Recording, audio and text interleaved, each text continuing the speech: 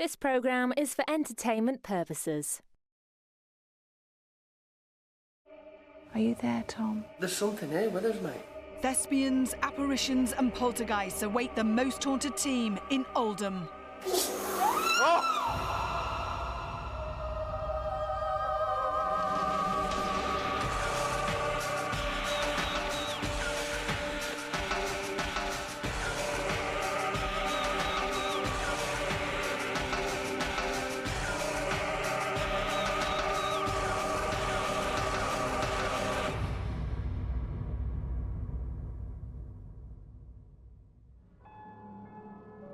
Hello and welcome to Most Haunted.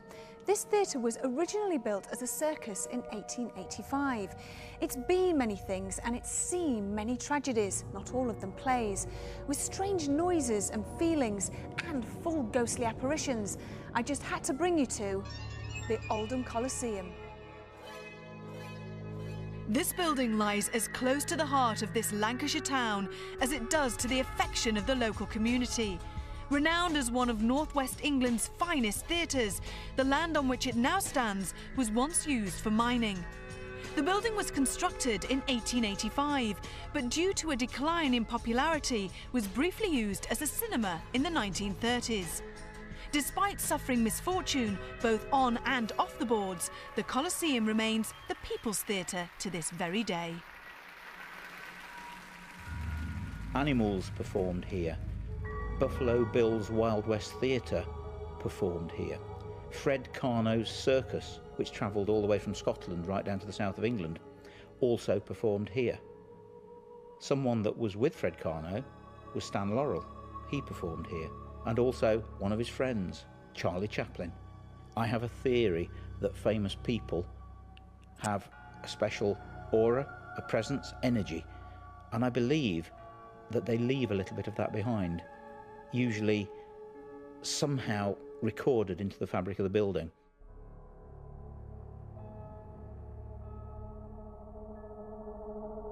The ghost of Harold Norman reputedly haunts here. He's been seen standing in the circle area, staring across at the stage. The day that he first performed here, he was stabbed in a sword fight. He was playing Macbeth. He managed to crawl off the stage into the wings and was treated by a first aider. But weeks later, he died of blood poisoning. And his ghost still returns here. His ghost has been seen wandering the building, and his ghost has been seen sitting up here, watching plays. Unexplained noises are known to come from here, the bar area. Clinking of glasses and furniture has been known to move all on its own.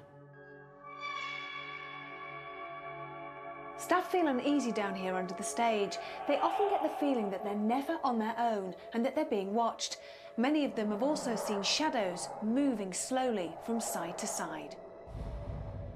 About 3 weeks ago, I saw a ghost in the paint shop. Only a fleeting glance, maybe about a second, and then he walked through a closed door. It was just a black shadow. It was 5 foot and it looked like a man just from the build of it. A man in black has apparently been seen walking from the circle through this wall and into the wardrobe department. This must have been a very popular place because the ghost of a Victorian lady wearing a black dress has also been seen in here, along with the sound of very loud, heavy, ghostly footsteps. But guess what? The ghost is believed to be that of Carl Paulson. He, from 1959, was manager, General Dog's Body, and they've stated the man that always wandered round alone at night and locked up. He was first in the morning and last out at night. But they believe it to be a woman in a black dress.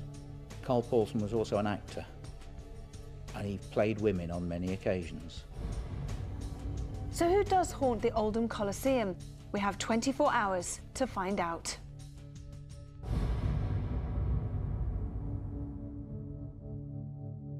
The Coliseum boasts a lot of weird and wonderful paranormal activity, but would this unusual location offer any further clues to parapsychologist Kieran O'Keefe?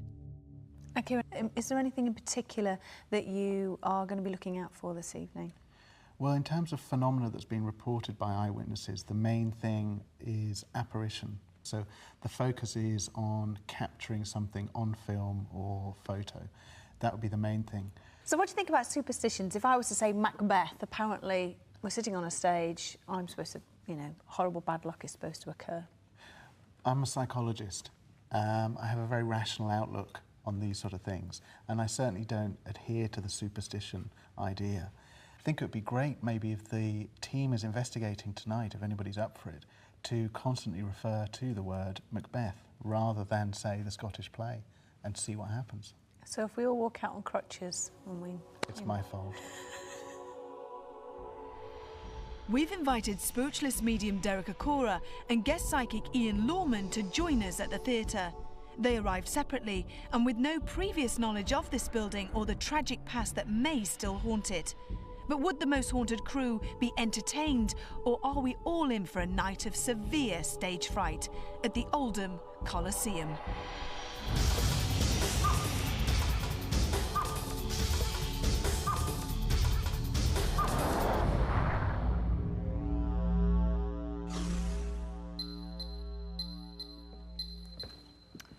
So here we are. Does anything sort of come to mind straight away as you come in? Well, it does actually, Ivy, because as we've just walked forward there, 2 seconds ago it wasn't there, the energy, but suddenly is at the back of me.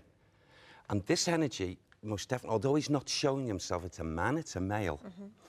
And I feel that this man, I don't know, the only way I can say at the moment is if I've got a grievance over something. You know, he'd walk around, all round this theatre, even in the higher parts. It's like him looking back. There's now that energy all changes because there's a lot of joyousness and everything just woo, coming out from the stage. And it's like as if he's snapping his whip. Wow, wow, ladies and gentlemen, wow. And he's looking and what have you. And there's animals, there's monkeys, there's all kind. Welcome to the circus. Welcome to the circus. And the energies are just flooding out here from top to bottom. Okay, Sam's making me aware that there's a spirit girl here as well. And I feel she's had something to do with the way I feel here is I've got horses in energy, horses around me. You know, it's like as if I'm getting accidental, something to do with horses and her losing her life. They're also showing me, I don't know why, but they're showing me this group of people, some kind of fire. There's a fire involved as well. And there's a little boy who comes here, a little boy. He's the one that goes around the staff at times when they're going through the doors and whisks past people and does this. The little boy. Who's the little boy? Tom. Tom. Prior to Derek's arrival in Oldham, our other guest psychic, Ian Lawman, had spent a short while exploring the theatre. He too had sensed a similar spiritual energy. I felt like he would have been a boy what would have walked round here. Yes? Quite a mischievous little thing. I feel like some of the ladies would have felt certainly a pinching sensation or would have sensed him walking around. Oh, this man's come forward. He's coming forward. Come on. Who are you? You're most welcome. Converse with him, Sam. Okay. Harold. Is that his name? Harold. Harold. Ask him what his surname is. Sorry, Derek. What's his surname? Can you get his surname? Come on, bring him a bit closer for me, please. Bring his energies in if he wishes to. Harold. It sounds like Norman. Norman or Norm. Norham. Harold. Norham. What?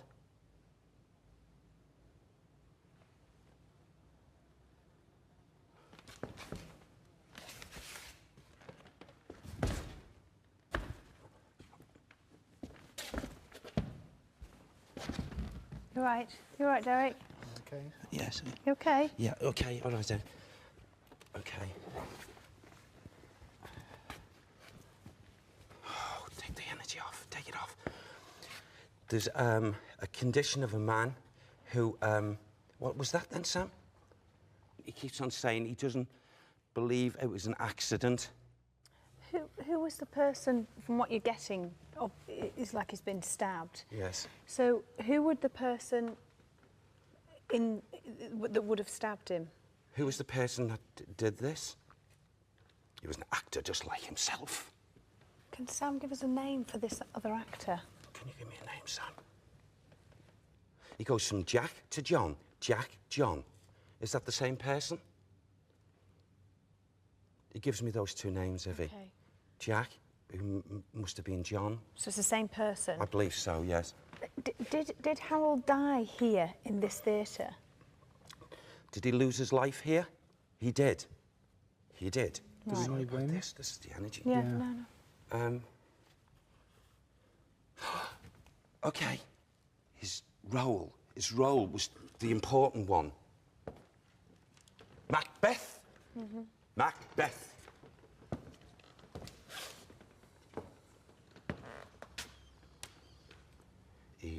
He comes all around this theatre, and at times he's sorry. He is sorry to alarm people.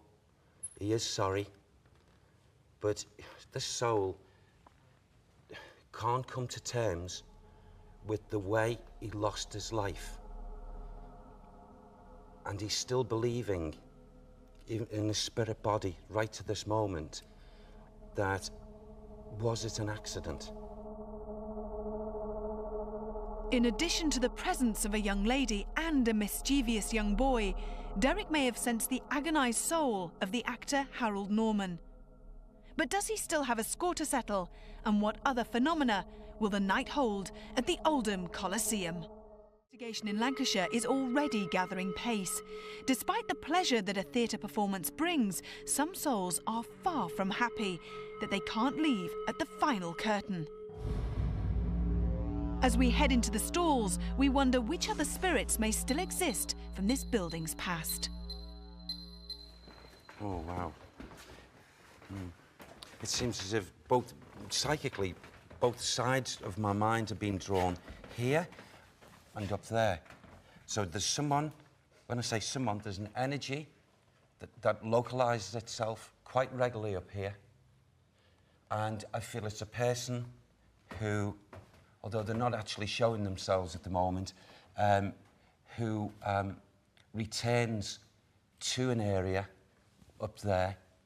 You know, we often talk about poltergeistal activities and what have you. This place, this theatre is rife with it. A lot of the stuff I feel that's gone on here would be attributed most definitely to Harold's movements and also the boy. Are you getting any indication of what the poltergeist phenomena would be? What sort of things? I feel it's drummed up, absolutely, by the speed of when the little boy and the young girl, the young lady, have actually come into the atmosphere in visitation, and because of their excitement, they're boosting those energies, just like in life. Poltergeistal experiences do take place, invariably, in a high percentage, you know this, Kieran, with young children. Yeah. There is also, I'm aware now, while we're here, of a man who has also worked here at some time. I feel he had something to do with the mechanics or something of this theatre. I don't feel he passed away here. He passed away in a natural form, but he worked here. I'm aware of a man who was quite slim, thin, in physique, very sharp, high cheekbones, lost a lot of his hair, dark-haired in his time, wears something on his hat, like a flat cap or something, a cap that was turned round. And I feel his energy at times returns there and also around this orchestra pit. Is there a name with this person? It sounds like, am I pronouncing that if I say Ennis? It sounds like George Ennis. George Ennis. Ennis. Ennis. What time period would he have worked here? Oh, gosh. OK, can you give me the time period for him? Now, because you've asked that and you just placed it in front of me here, let's hope that's, you know, what it is. Hope fitting with him.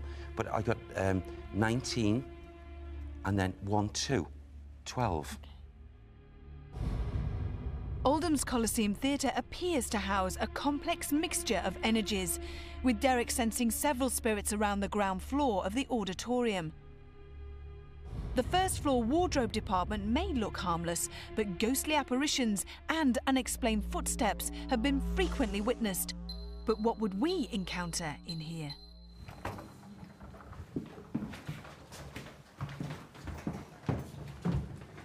Today, yes.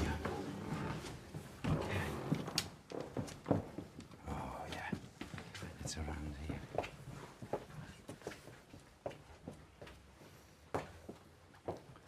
Okay. As we've just walked in now and we come to this point, I'm very aware, Evie, of the way I describe it, a negative energy, an energy that I suppose doesn't really appreciate us being here. He is, again, I'm talking about a male now. And this man, I feel when he was in the physical life, he had a very, very, very short fuse of nature, bad-tempered, and also a man that had some kind of way about him. The only way I can describe it is a sadistic way about him. And in actual fact, the energies that seem to be surrounding me now as it's building up, I seem to have this man in very, very, is covering, is like sacking. Now, like the trousers, like a jacket, all of the same material. I would say the energies that I'm getting here now with this soul is that he would have been better belonging to maybe a mill or a place like a mill. And I feel in his time, he's done some, you know, when he was in his physical body, did some despicable things. But why would he be here in this building? At this point, I don't know. I really don't know. I was asking myself that question when we first walked into my mind. What is this soul doing here? He certainly does not evolve to the period of time as what this building is now. It looks very modern, doesn't it? It looks... But this was his area. And this is where I feel at times if a lady or a gentleman was working in here at any given time, they would... he's a sneak of a spirit. He's a sneak. And he would do things like, you know, breathing and, you know, making lewd sounds and stuff like that. As far as physique and what have you, he was shorter than yourself. He wasn't a tall man. And I feel facially with him, he had some kind of, you know, when a person's not happy with the way they look. So there was like a bit of an inferiority complex with him. And with having that and the way he was in demeanour, personality, flared him up to do ridiculous things. Would you say it'd be a good idea later on for the girls to come in here and maybe try and provoke him? As long as it's not too provoking, I suppose. But yeah, I think it's a good idea because I'm sure he's going to do something. And maybe with somebody standing outside the room, just in case they get too spooked. Yeah, absolutely. You say it's quite a negative spirit. Yeah, he is a negative spirit. Although theatres play host to a wide variety of human emotions, Derek feels that the Coliseum's wardrobe department contains only anger and deviance. We decide to leave this hostile male presence and, with our cameras switched to night vision, make our way around to the Circle Bar, where unexplained lights and noises have previously been documented.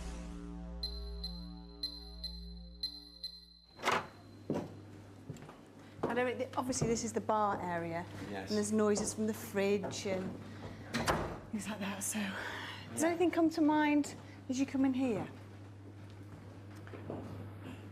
I can't really make this out. It's like as if I'm getting a young female screams above, people talking all at the same time, and this like screaming of some form. Now, I feel again, this could be down to the young female that I talked about earlier this evening. Like I said, both herself and the boy moves round this theatre. I feel that they would have lost their lives, whatever was before this theatre. Yeah. The foundations or whatever building, okay, is connected with these two young people. So it certainly wouldn't be the theatre that they're connected with, and would go back before no doubt the building of this theatre. So when you said the young girl was connected with horses, Yes. that wouldn't be to do with what was here before, because you mentioned circus before. Oh, yes. It's before then. Even before then. We've got so many layers of residual energy here, and I've tried to carefully sift, you know, and separate, which sometimes it can be quite difficult if it's all coming at the same time. But I feel that these two young people, for some reason, I wouldn't be at all surprised whether this young lady, I don't feel that she would have been shown full figure, but I feel that she may actually show herself in like a shadowy figure, and move, not actually as if we're going walking across the floor, but maybe, you know, gliding above the floor and moving very, you know, gracefully. The time period that Derek senses could coincide with Oldham's prominence in the Industrial Revolution, when both boys and girls risked their lives by leading horses into local coal mines. With so many tortured souls around, what other horrors can we expect at the Oldham Coliseum? Our investigation has already revealed a principal player from this building's theatrical past. Does the ghost of Harold Norman walk here? And who is the small boy that both Derek and Ian have identified? We begin the night vigils with Richard settled in the circle area, whilst Kieran, Kath, Alex and myself headed towards the adjacent wardrobe department. We soon encountered a very strange sensation.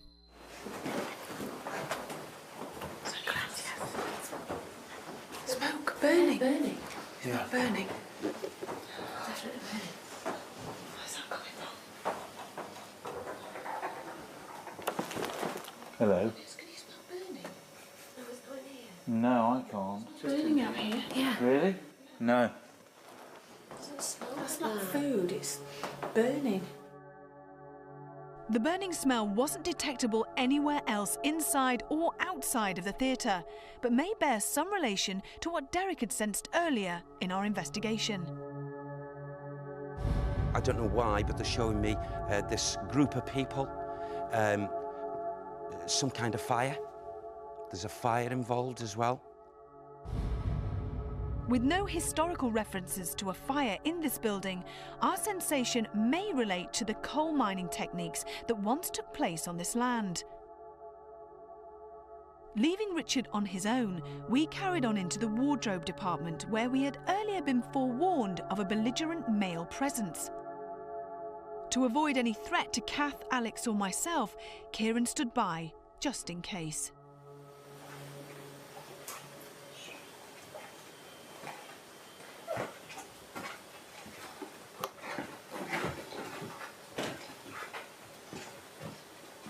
I just think it's, I don't know, it's very dark and I don't know what it is. I can't put my finger on what it is that makes me feel slightly uneasy in here.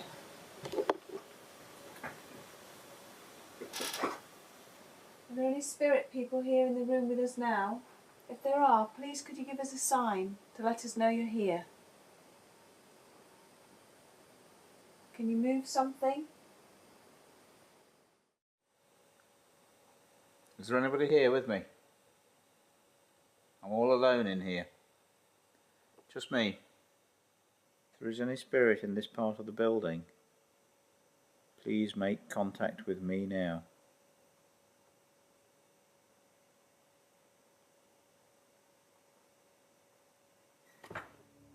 That was good.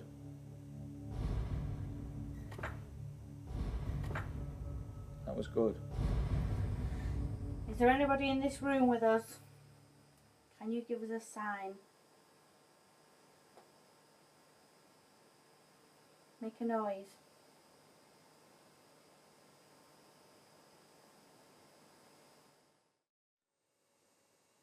there are any ghosts in this building, come out and see me now.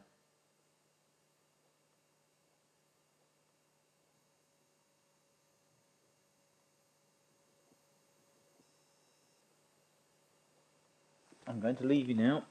You obviously don't want to talk to me. Despite a prior warning of the apparent dangers inside, we encountered no activity in the wardrobe department and decided to leave. That smell's gone now. It has. It has. Hasn't it? I can't smell it. It did smell like, well, it wasn't food to me. No. It did smell like burning. Yeah, there was a definite smell of burning. It was that strong to me that I would have expected to open a door and see fire inside. Intrigued by the solitary response that Richard had heard, Carl and Stuart decided to investigate the circle for themselves.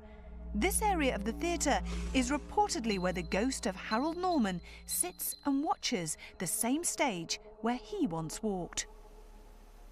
Are you here, Harold? If you are, can you do something for us, please? There's only me and Carl. My name's Stuart. Wasn't there a specific name we had to call out here if we wanted something bad to happen? Carl, oh, Macbeth. Macbeth, that was it. So if we ask for Macbeth, Yeah. we're not going to get Macbeth. We're going to get something different now, aren't we? Yeah, I mean, basically, Macbeth is just, it's a superstition, an act of superstition that something could actually go wrong. Like, the play would either crumble or you could have a crash on the way home. I mean, there's so many. Really? Oh, there's so many. Also, it can't be just linked to this one place then? Well, it's allegedly linked to just actors. Ah, right, okay. But whether that's true or not. I mean, it's we've all said it's there, we're all fine. Well, yeah. Is there anybody here that wishes to communicate with me and Carl? If so, could you do so now?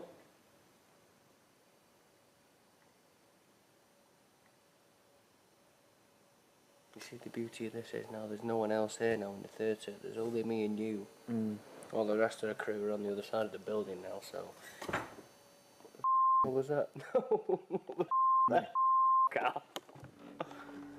What was that? That came from over there, that noise. What's that then? That sounded like a, what's it? I think a seat coming down. Well, there's a seat down over here. The only way to check if this seat had just moved was to view the footage later on. We discovered that fortunately, Carl's camera had recorded this same area of seating a few minutes beforehand. The seat had moved, and the sound was almost identical to what Richard had also heard here on the Circle balcony. Curiously, on our only other theatre investigation at Drury Lane, we encountered the same phenomena. Carl, where I was sat before, the actual, you know, the bit that pulls down to sit on? Yeah. It's come down. It's come down? Yeah. It was up because I'd just had the camera on it. I actually feel scared now. Do you? It's like something's in the back of my throat, and I have... Now, that might be due to shock here now, Carl, but I have actually gone cold. Do you know what I'm getting cold? No, seriously, you come and stand here now, and you tell me if it isn't cold. Golden Bennett. You could... There's something here with us, mate. Honestly.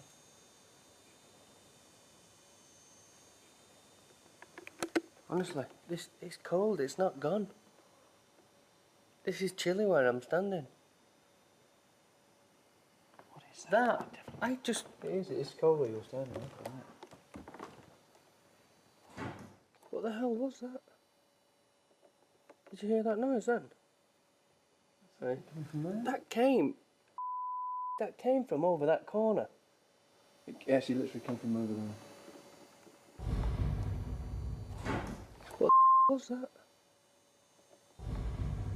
Harold, if that's you, and I hope we are getting your name right, can you please make another sound, a noise, or do something to us, so that we know that's you. The seat that collapsed, could you please do that again for us, Harold?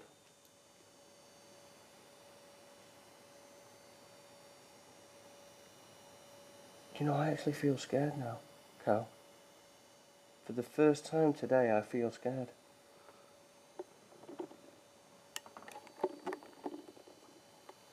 See that behind me? Where? Oh, I've just caught an orb has just gone past the screen.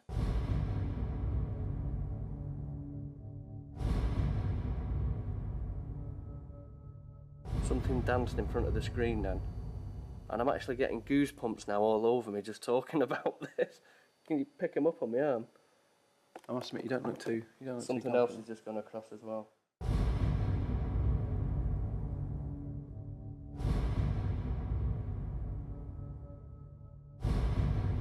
Harold, if that's you, can you do something for us again, please?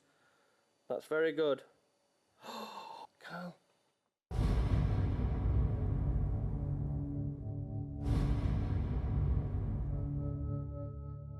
That's 3 sightings now I've had within the less than 1 minute. Go across this screen. What do you say? We're going to stir it up with some table tilting on the stage with lots of other people. That's a good idea. Okay. Let's stop cameras and go back down, shall we? Yeah.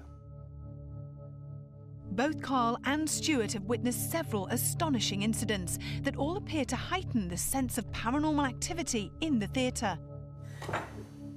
The distinctive movement of the seat, coupled with the preciseness of these light anomalies, left both Carl and Stuart shocked and amazed. Is this evidence that Oldham Coliseum is haunted? Our answer wasn't far away.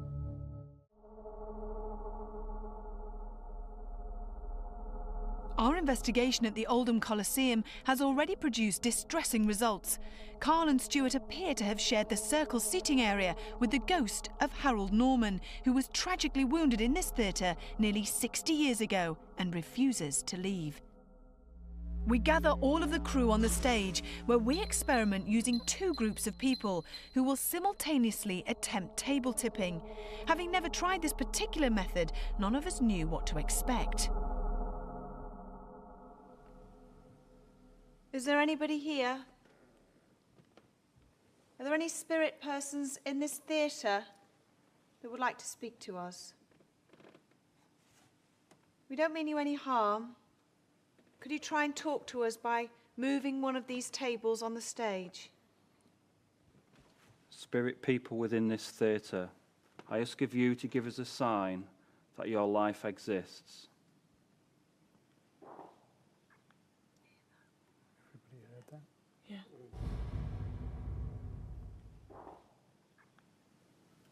If you can hear my voice, good God. What? It's like something hot has just come right by my hand. Tom.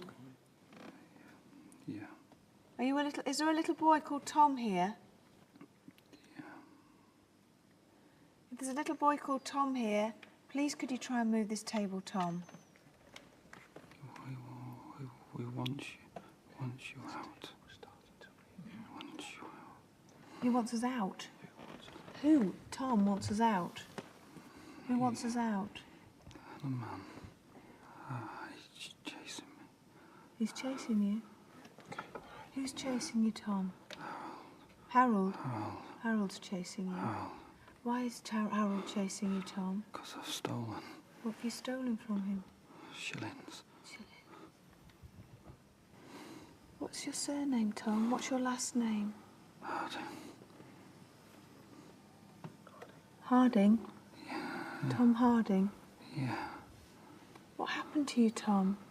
I fell, I think. You fell? I think.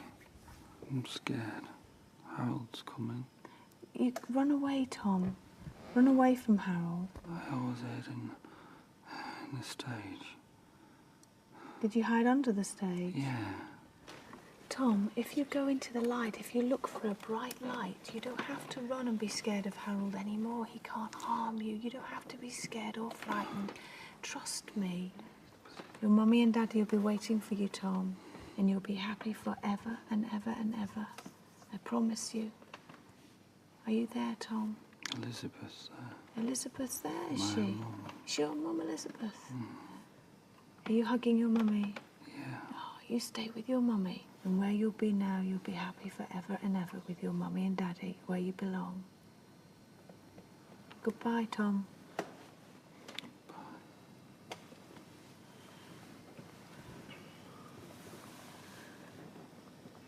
Ian. Ian.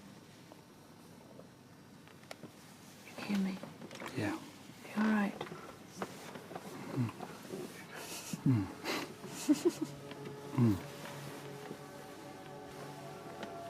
All right. Mm. The energy that the small boy had channeled through Ian left our guest psychic emotionally drained. This spirit claims to have once hidden under the stage, but had he finally chosen to leave this part of the theatre? Kieran, Kath and myself felt sure that we could find an answer. Is there anybody here in this room with us? Is there anybody down here? Any spirit people down here that want to try and communicate with us?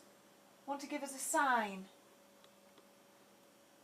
Please, can you do something? Can you move something? Knock on something? Let us know that you can hear my voice. If you wish us to leave, please give us a sign. Show us some lights so we know whereabouts you are. Please.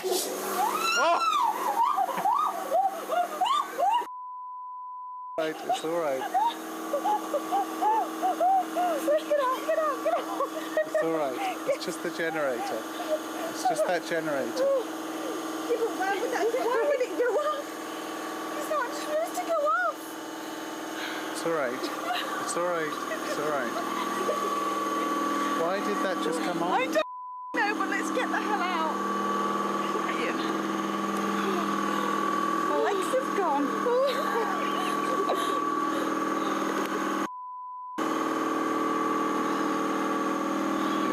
Yes, let's get out. Why would that have gone off? My legs are shaking. It may have been just a generator switching on, but the timing of this strange occurrence, straight after my question, wasn't lost on any of us. The mystery continued later, when the theatre's manager confirmed that the generator is never programmed to operate in the middle of the night.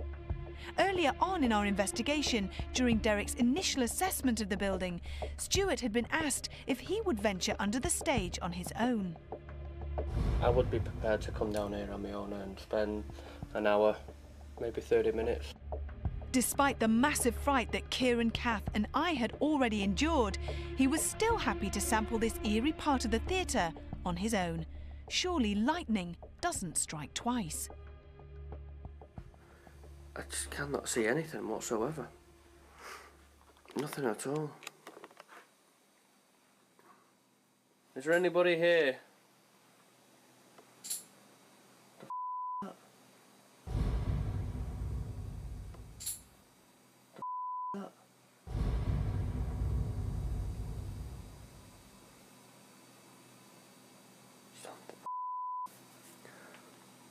The noise just come from somewhere.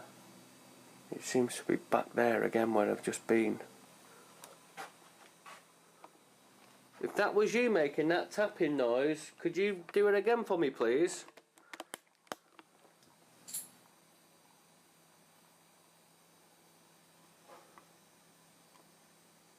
This is crazy. This is...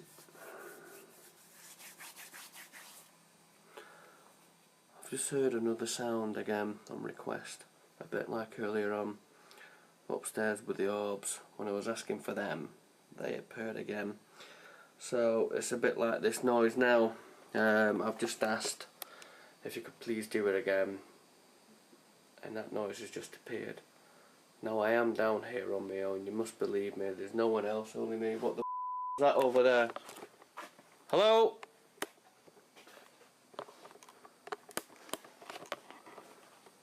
I've not been down here more than 5 minutes and stuff's already happening. I'm on my own, there's no one else here, and it's already starting to hit the fan. Noise that have been, I'm hearing stuff now as I speak.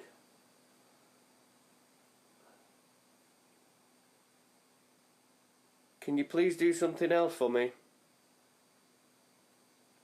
see, this could be paranormal. Then again, it could be anything else. We don't know.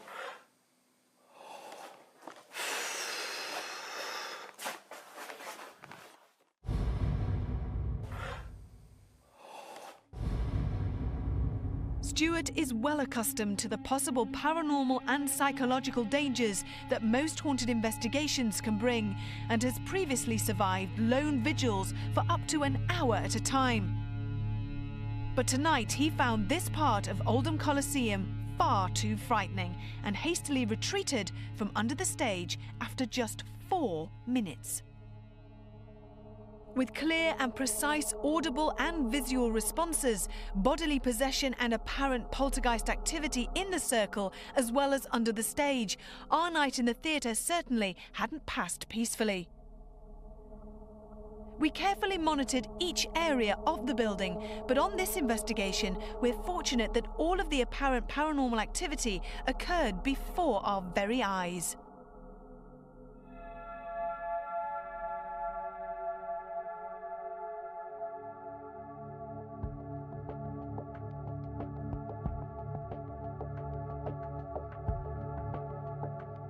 When I arrived, I had great expectations because the stories were so good. This business of Macbeth and the curse and the actor that was stabbed and died, and the ingredients were fantastic, and it's the first theatre that I'd done. There was a nice incident when Carl and Stuart were up in the circle. They actually heard one of the seats lift itself as if an unseen person had actually stood up and moved away. That was good. What was that? In this particular case, you need to be sure none of the chairs would actually move of their own accord. And I don't mean in an instant, I mean over a longer period of time. So there would have to be this comparison of footage. But still, it's interesting in the fact that it ties in with some previous eyewitness accounts. If you wish us to leave, please give us a sign. When Yvette asked the question, is there anybody there? There was no response. And then when she asked the question, if you'd like us to leave, please do something now, at that particular point, the generator kicked in. Please. It was very loud, and Yvette screamed and grabbed onto each other, and I even let out a little scream myself. It was the generator, and I believe that we've spoken to the owner and established that the generator doesn't normally kick on at that particular point in the evening, and certainly it's not a regular occurrence. It did coincide with the question, but at the end of the day, that could have been just coincidence. What's your surname, Tom? What's your last name? Harding. Harding? Yeah. Tom Harding? Yeah. During an attempt at table tipping, Ian became possessed by what was apparently a small child called Tom. This particular possession was fascinating for me and very, very compelling because it was dynamically different to any possessions that we had witnessed before. It was very subdued, and the apparent spirit that was coming through was very apprehensive about giving information, and given their particular age, was equally apprehensive about even communicating with the people around the table. So I found it very compelling. Evidentially, it doesn't count for anything other than we know that there are spirits, or people have witnessed spirits around that they say they can attribute to Tom, a little boy. However, there wasn't any information given about dates or other names, but still fascinating stuff. Audiences, beware. As well as an auditorium for entertainment, Oldham's Coliseum may just have confirmed itself as home for the haunted. Until next time, sleep tight.